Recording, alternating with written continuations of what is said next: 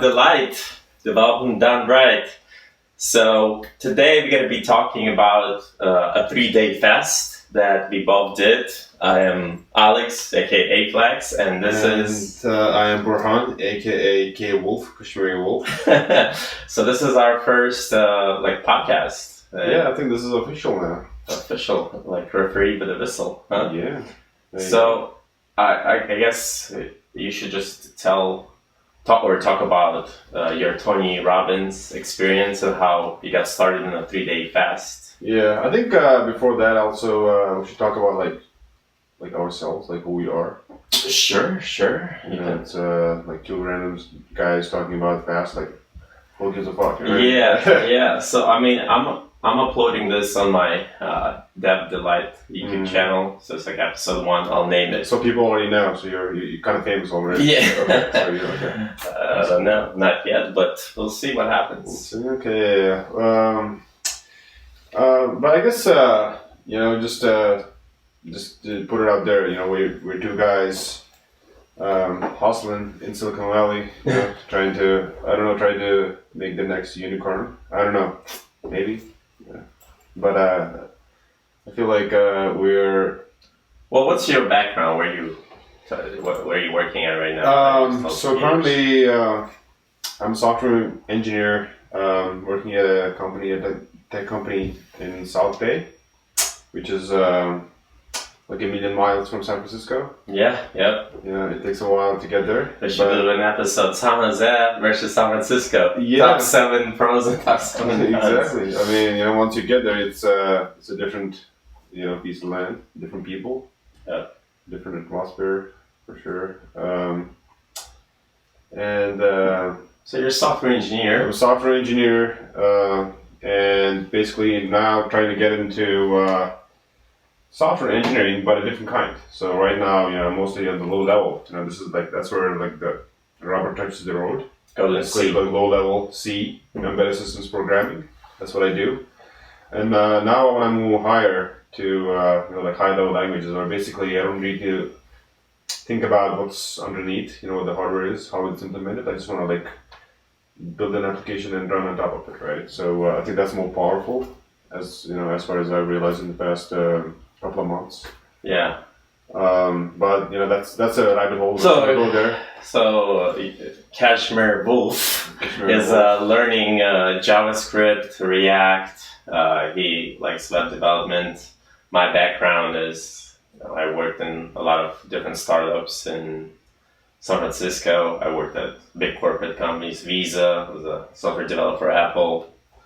Yeah, just thought to developers giving our own outlook on Bay Area, and maybe we can even go on such things as, you know, self-development, software development. So the first part of the podcast, we should get into the 3-day water fast and how we got into it, what we heard about it, what we know about it.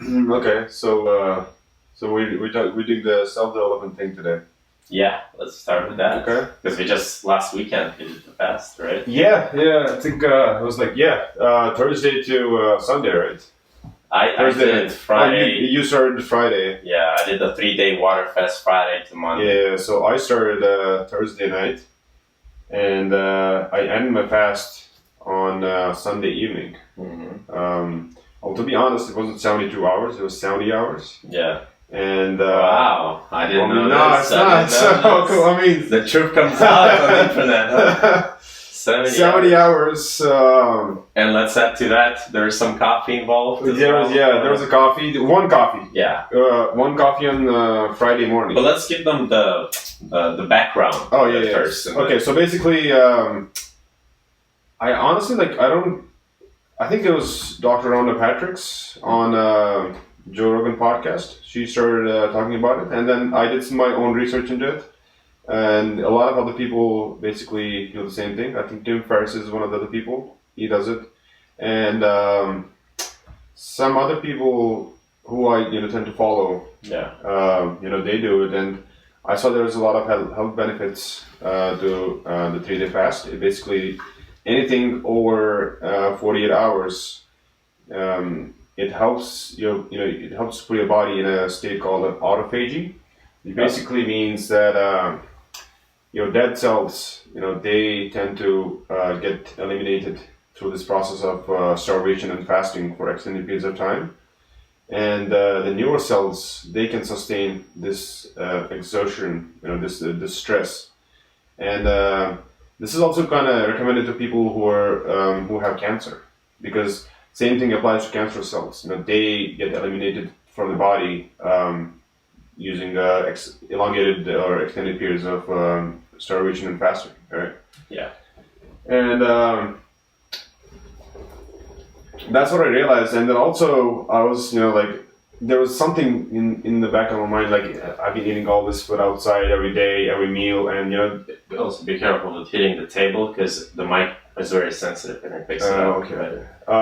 But the background of it is basically, they say, so like for some reason, like there's scientific studies that if you do a 3-day water fast, meaning no coffee, no bubble gum, no like anything basically, within 3 days, your body, your immune system recovers. I thought it was like 60% regeneration, but apparently it's like 100% regeneration of cells in the immune system, my understanding. But either way, percentage-wise, it is just really good for you. And to a lot of people, it sounds crazy for some reason, but it's not that bad. You can drink water as much as you want, right?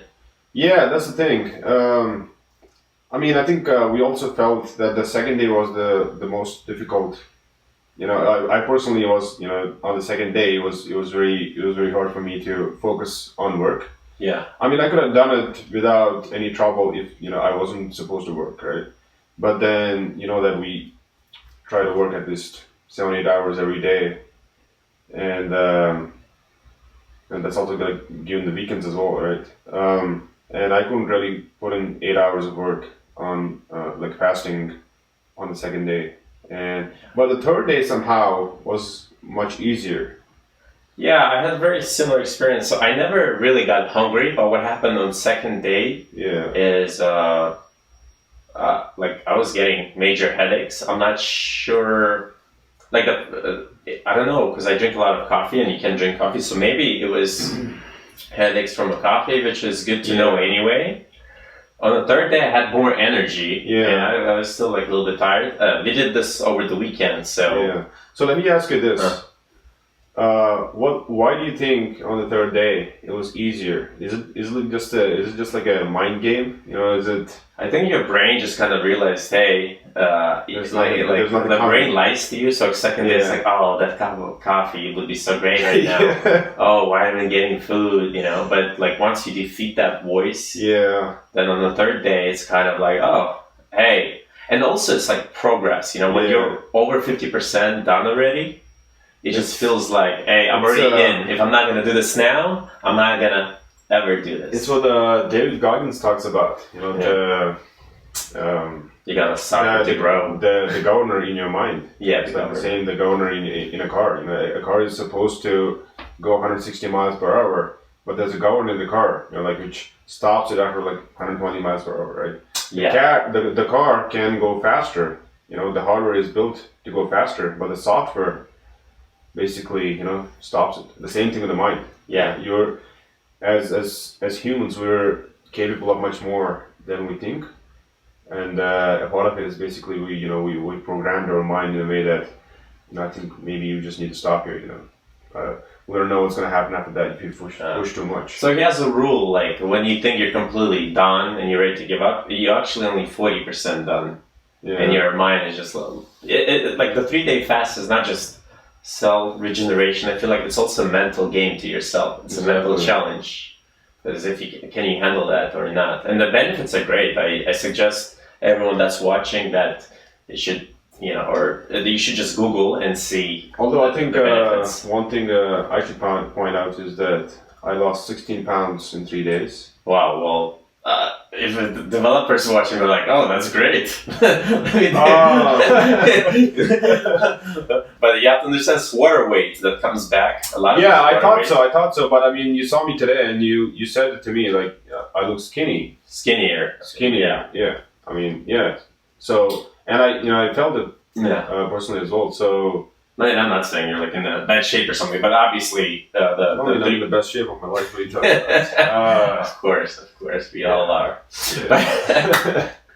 But yeah, so I also noticed like a drastic, weight drop. But I mean, you're not eating calories for 3 days.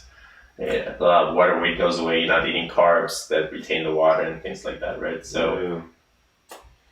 Okay, so that was water fast. Was that anything? Would you like do it again? I believe you're doing it again. Yeah, I think so. It's like what do you think is the time frame you should do it? I think personally, ideally I would want to do it like once a month. Once a month. Once a month, but given that my work suffers because of it, I would try to do it like once every 2 months. Yeah, I personally think maybe once every 6 months. I mean, because you can still do intermittent fasting, like 16 hours on. See, that's the other thing, like now if you want to get into intermittent fasting, that's another like whole different thing, right? Yeah, but I mean, that's also, intermittent fasting is basically where you do 8 hours of food eating and 16 hours no food. But intermittent fasting, you can drink coffee.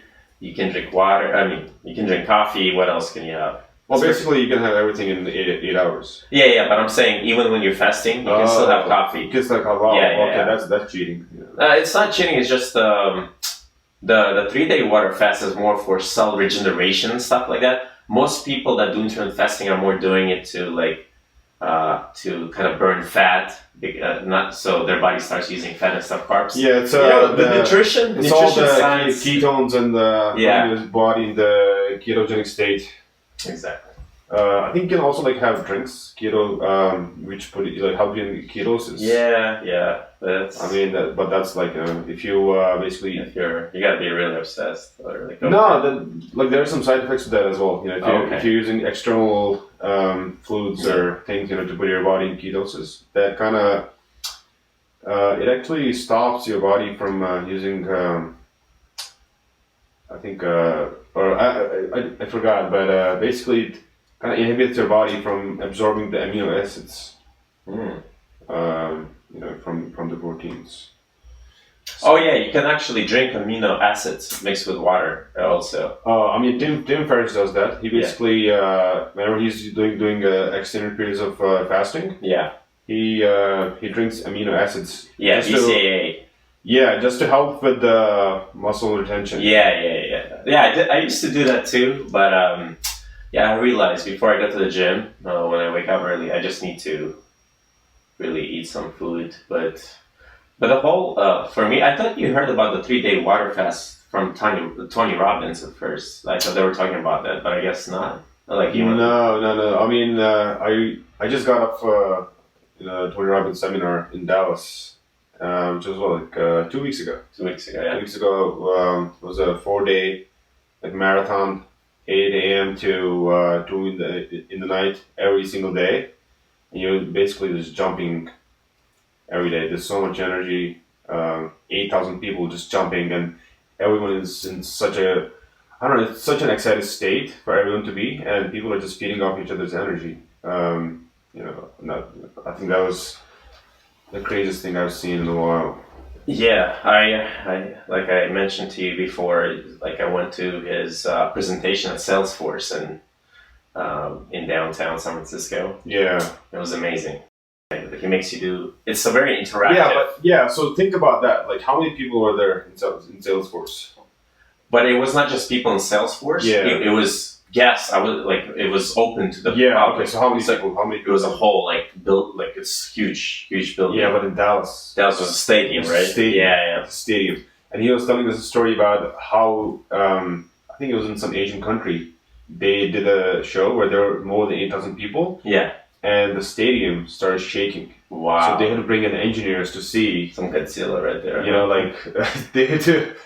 They had to bring engineers to see if the stadium is gonna be okay. Wow, that's crazy! I you didn't tell me that.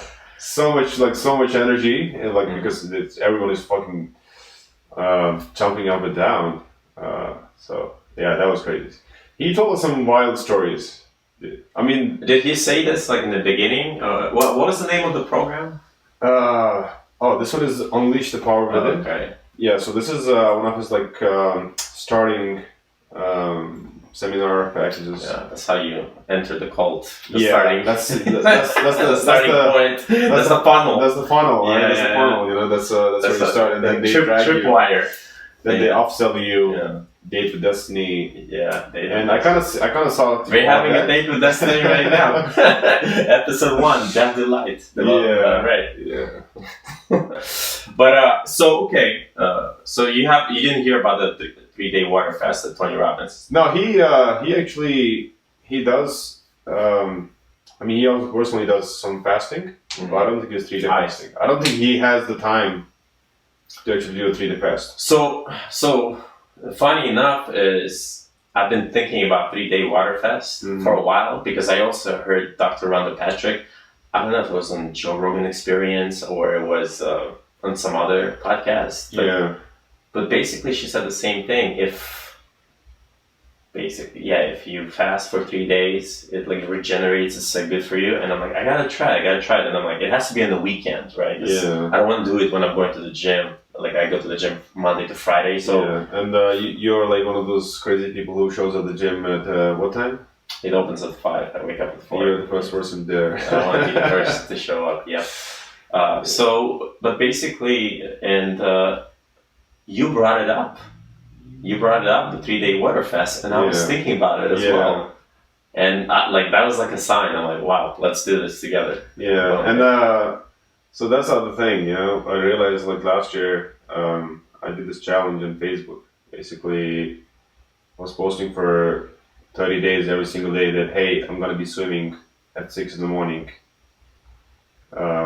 every day, right? And then the whole idea was not to like show off, but basically, it's like when you say something in public, then you gotta stick to that.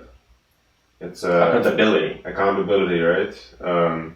But there's also, I forgot the name, the exact name. It's, in the books of persuasion, like influence, you know, and there's and behavioral psychology. There's a term for it. Basically, social something or. I forgot the exact name, but basically, what the principle is, you know, when you say something in public, or you know, when some people say something about you, then you, I don't know, somehow think that you got to stick to the image. Well, you know what I always say, it's not my business what other people think about me. But the point being, like, you know, if someone says, for example, Alex is a nice guy, right? Yeah. You know, and I say this in front of like 10 people, Alex is a nice guy. And then subconsciously you are thinking, oh, I am a nice guy, right? And then you will behave in those terms. You're not, the moment I say you're a nice guy, you're not going to be doing some unnicely things. But I feel like, I understand what you're saying in terms of that, but I feel like in terms of accountability, when you say something to people, is because you don't want to kind of, how do you say it? Not morals, but basically you don't want to disappoint the people. You promise something, so you're like kind of pride or ego that you keep your word. Like you want to keep your word. Exactly. Because when people don't keep their word, it's like kind of lose respect a little bit. Exactly. Even if no one cares about your like 3-day fast or whatever. Yeah. That's one thing, because we almost had accountability to each other as well. Exactly. Yeah. And I used to go to the gym with my friend. It's also like going to the gym with friends, also accountability. So if you're having issues even going to the gym by yourself, get a friend or like a girlfriend. It's always better because you're accountable. I think I think you and me are lucky in that sense that we're the kind of people who don't really need a push from a lot of people. Yeah. I think we're very self-driven in that sense. I don't need anyone to pick me up at 5 or like 4:45 in the morning to go to the gym, right? But were you always like that, or no? I mean, it's a part of that is also basically what other people around you are doing, right? They say like you're the best of 5 people you hang out with, right? Yeah, you're an average of 5 people. Yeah, I mean, you're an average, yeah. And you have been doing this for like what, 3 years? Waking up early. Yeah. Yeah, like maybe a little bit more. Yeah, and then your life changes completely. Yeah, and then I think you told me about it. No, I mean not a thing, but you told me about it. And I must really be thankful to you for. Here's the thing, everyone knows that, the early to bed, early to rise, whatever. But I think it's early to bed, early to rise makes one healthy, wealthy, and wise. Yeah. I mean, the old cliche, right? Yeah. But you don't do it because you don't see other people around you doing it, and you kind of like living in a construct where you're hanging out with people who waking up at 8. The first thing they do is read the newspaper, read the emails, check out their social Instagram, Facebook, right? And right. So you see people doing that, and you're not some crazy guy who's gonna think out of the box. Hey, this is wrong, right? I need to do something special. I need to do something different, right? Yeah. Unless you see some other person doing it, and then you think, oh, okay, right. So yeah, I mean, thankful to you for that. You pointed that out, and I started doing it. Waking up at 4:45, set up the whole automatic thing where my lights go on at 4:45. I have a Jocko playlist playing on my Google Home. Jocko is a U.S. Navy SEAL that actually, I read his book, Extreme Ownership, and that's where he talks about up before the enemy. So that's where I got the concept from. You gotta wake up early. Yeah. And I set a goal, Jocko says he wakes up at 4:45. I said, I'm gonna go crazy. I'm gonna start waking up at 4. I wanna wake up earlier than Jocko. Yeah. And I explained it to a lot of people. It changed my life. My motivation level. After that, I got a job at Apple. Yeah. And this is due to me waking up early and hustling. It's just some kind of rush, like a natural high when you go to the gym early and you get out early while everyone's still sleeping. But here's the thing. I told this to a lot of people, but you're one of the only few that executed it. And I had friends that even did it a few times, and they're like, "Oh, wow, I totally get it." Yeah. But then they stop. Yeah. But in a way, they're like, "Yeah, now it makes sense." They're like, "It didn't make sense what you're saying," and because you have to try it to see. Yeah. And once you try it, you're like, "Oh, I have so much more time in the morning." That's what you were telling me. You have more time in the morning. Yeah, exactly. No one is bothering you. Right? Yeah, and the other thing is, you're going to bed at 9:30. That means you have to say no to a lot of stuff you would do otherwise, which doesn't really translate to a well usage of your time, right? So if you're going to bed at 11:30 or 12:30, basically you're browsing through YouTube, you're browsing through Instagram, you hang out with your roommate and talking about stuff you shouldn't be really focusing on. You just sometimes you gotta talk, just do the talk. Yeah, and some of the popular excuses that I've seen actually a few times about people that don't want to wake up early is basically, some of them say this following, that hey, it doesn't matter, we all still have the same amount of time in the day and we still sleep the same, so what if I wake up 2 hours later, 3 hours later, I'll go to sleep 3 hours later. My whole thing is, it doesn't work that way, because in the evening time, that's when you're mentally tired from the day. You don't want to do much, and let's say instead I go to the gym at 5, right? There's I wake up, there's no excuse, and there's different tactics how to wake up early, by the way. That's what you're saying about lights and stuff. Basically, there's no excuse not to go to the gym, and I don't feel rushed. That's another thing. I have so much time in the morning. I can drink coffee. It's time to myself in the morning is such an important momentum for the day. Yeah. Then you go to the gym, 5 a.m. You go, you come back, let's say 6:30, check mark, gym is done. We're here, you have work, you're stressing out, you need to go to the gym still. And basically, there's more excuses in the evening. Oh, I need to finish this problem at work, or my coworker's inviting me out, or I need to pick up somebody. There's always an excuse. In the morning, everyone is sleeping. There's no excuse not to go, and that's a powerful thing. Yeah. Also the circadian cycles of the body. Basically, late in the night, your body is already producing more melatonin, which is the sleeping hormone. So you're already in a sleeping state. So that's not the best time to get work done, right? Yeah. And the same principle also applies. Do you know what time? Should I look that up? Yeah, I think. There's no fixed time. I don't know. Is it different for everybody, you think? Yeah, if you're basically if you're waking up late and going to bed late, your circadian cycle also shifts accordingly. Oh, it's when the sun goes down and darkness occurs. Yeah, exactly. It starts getting turned Right. on. Wow. So But you know, I already see someone that's like against waking up early. They're like, I'm not a morning person. yeah. And right away, you know, I told people in college, I used to go to sleep at 3. I used to play like computer games and wake up like at 12. Yeah, that's not very scalable as you go older. Yeah. That, and also, I mean, the same principle also applies to eating. You know, what's the last meal you're having? You know, if you're having the last meal, let's say at 10 p.m., then your circadian cycle also shifts, and that's actually not good for you either, because then a lot of that food gets stored as fat instead of being metabolized by the body. The late you eat. Yeah. I mean, it's just maybe most of those things don't sound very significant, but when they're all combined together, exactly, it's like momentum. It builds up. It's I don't know. Scott Adams theory. Scott Adams, basically the creator of Dilbert. He talks about it in his book. Basically, I mean, you can apply basically the same principle, but the idea being that you have 10 different skills which you can all combine together to create a business, right?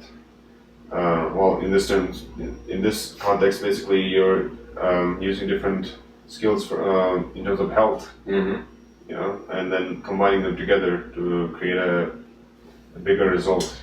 Yeah, it's like stacking up good little habits. Waking up early, it's a good habit. Going to the gym early, it's a good habit. Eating early breakfast, well, unless you're fasting, drinking coffee and getting work done.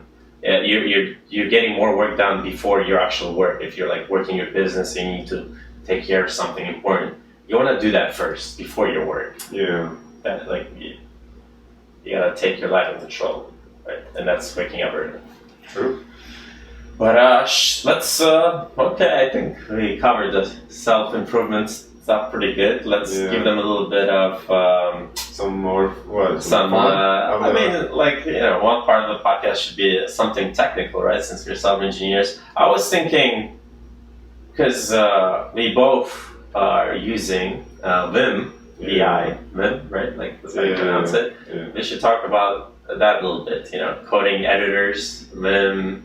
And just kind of. So we both use Vim to code because you use Vim to code in C. I use Vim to code in everything. In Java. You're basically the master of Vim. I'm not in. I mean, I've been using it. Your Vim config file is like 1,000 lines of code. Actually, that's a very bad thing. That's actually. Here's the thing. All the Vim the gurus, they're all are against having a lot of plugins using your Vim.rc. It's all about being clean and stuff like that, because they like to use minimal amount of plugins. Well, your Vim is basically an IDE.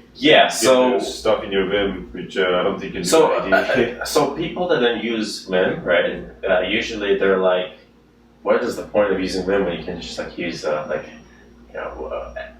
or like Sublime or like what? It's popular now. A lot of. I have top 3 reasons. Let's go. Do you have to let's go with the top 3? It's like one of those things, just like. It's a very for a lot of people, they don't want to talk about anything outside of Vim, and for a lot of people, it's like, who are these boring people who are still using Vim, right? So there's always a war between. There's always an extreme, but don't forget there's also Emacs. And that's like a whole different breed. That's I have a friend. It's like an iPhone versus Google Pixel. OnePlus 7 and all that. Sure. But that's like the Emacs and Vim, right? But in terms of listen, here's the thing. My theory is like this, right? There's a lot of whatever programming environment you use, it doesn't dictate how good you are of engineer or anything, right? I use it's just tools, just like programming languages. One thing is what's the a lot of newbies ask what's the best language to learn? The language is just a tool to get a job done. You gotta learn computer science fundamentals. That's what you gotta learn.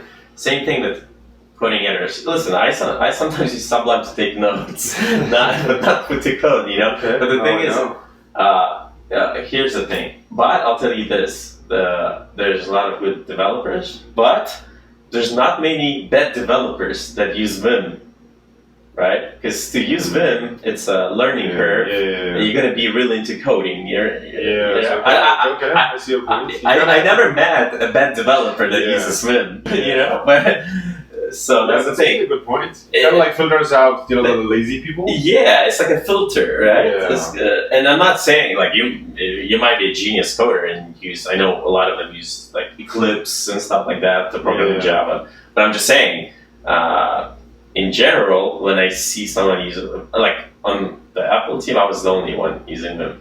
When my friend, Alexei, that worked with me, he saw me using it, I gave him some config files and stuff like that, and he started getting into it too. Boom, now he's another fan. Well, here's the crazy part. There's a thing called GVim. There's like NeoVim, there's Mac, there's different variations. Yeah, it's basically the same thing as like using an Android system and then putting in on top of that, putting on layers. So like GVim is basically, it has like more user interface to it, like graphical user interface. GVim, yeah. Look, boom. Ask Ubuntu. What's the difference between GVim and Vim? Oh, it's a built-in GUI where you need a terminal element. Yeah, okay. So it's like kind of like But then here's the thing. Give me your reasons why you use Vim. Well, I personally was inspired by this guy who was a pretty smart guy. So I was doing an internship at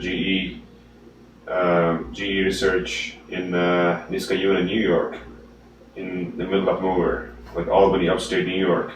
And I was there for 4 months, almost. It was like August till December, and I left right before the snowstorms came in. And so this guy, he was a PhD and a scientist in my team, and I saw, that was my first time basically in corporate environment, and I see this guy having 3 different monitors with Vim on everything, with 20 tabs on one and then like 20 tabs on another one, and just like switching back and forth using just his keyboard. And I was like, wow, what is this? And that was me as someone who just entered the software engineering domain as an engineer, and seeing that for the first time, I was like, wow. And what were you using at that time? I think honestly, to be honest, at that point I didn't really know much about coding. Okay. This is when you were starting out. Yeah. So you started with Vim right away. Yeah, this was my internship, and I actually worked on a lot of cool stuff at that position. Okay, but that's how you got into Vim. But what are your favorite things about Vim? So the favorite things about Vim is basically you don't need to use the mouse, first of all. That was one of mine. Damn. Okay, there you go. That's how you know it's a real Vim user. Yeah, that's good. I think it's much faster once you get the hang of the commands. So when we say you don't need to use a mouse, basically, right? Like Vim is all command based. Yeah. You don't need to use mouse at all to move around. If you need to go up, just 5. And the copy code between different files. Just you yank those lines and put them in another terminal.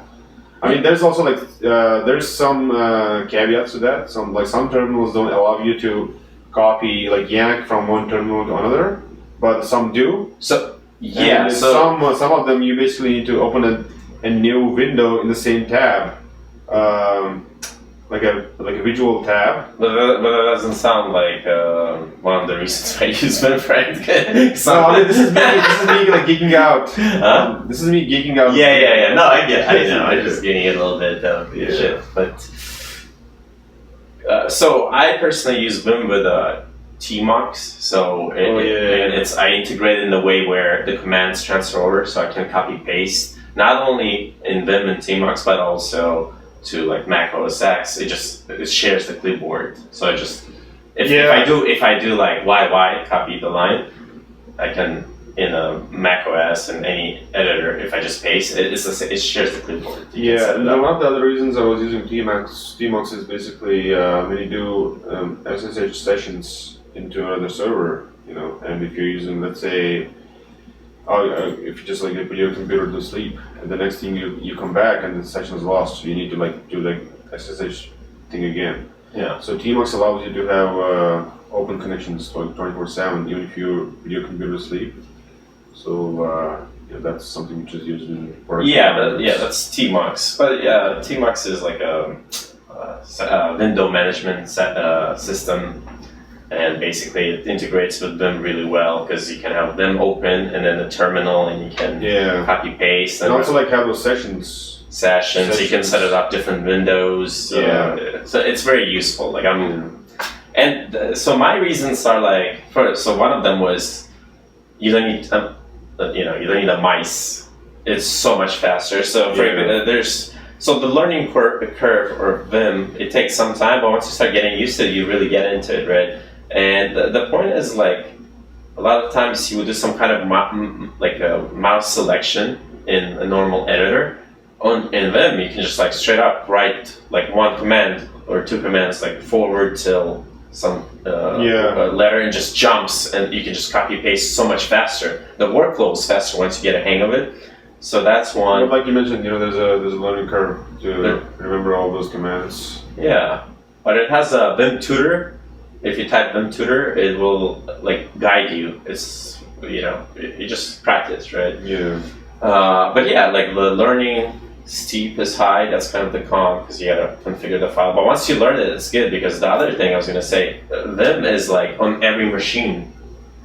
So So that's the advantage. Vim is on every machine. So like sometimes if you go like Linux, whatever, it's already pre-installed, and so if you need to SSH somewhere, that's true. And you sometimes the only thing, you can use like Takeo or Nano or something. Nano.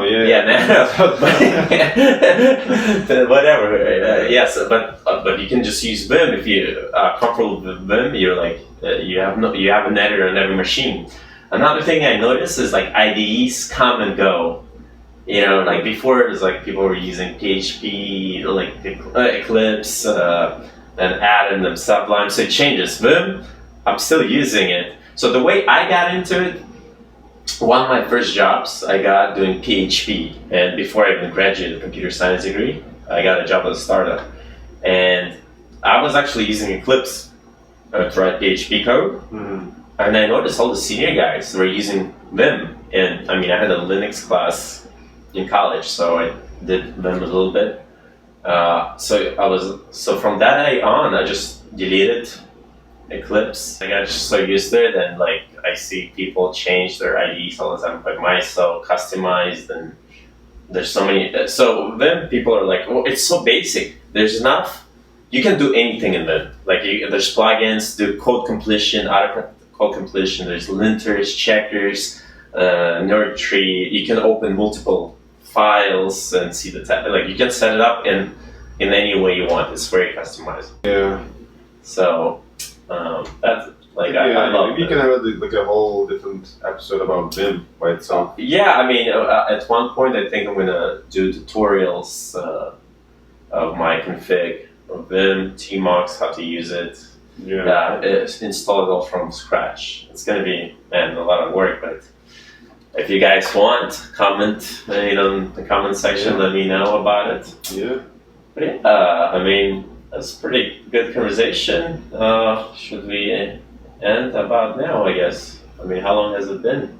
Wow, it's been 40 minutes. 40 minutes. Perfect. Yeah. I think that's it. So I hope you guys enjoyed our first episode of DevDelight, development done right. Subscribe, leave some comments. We're gonna do that, the subscribe, like, and whatever. Oh yeah. Actually, the thing is about liking, so you guys know, it improves the algorithm, right? So the videos would pop up more, and it would motivate us. Yeah, it's not about us increasing our self-esteem or seeing usually people like our videos. It's basically the reason to it. Oh, maybe a little bit. Just a little bit. But anyways, this is DevDelight and we're out.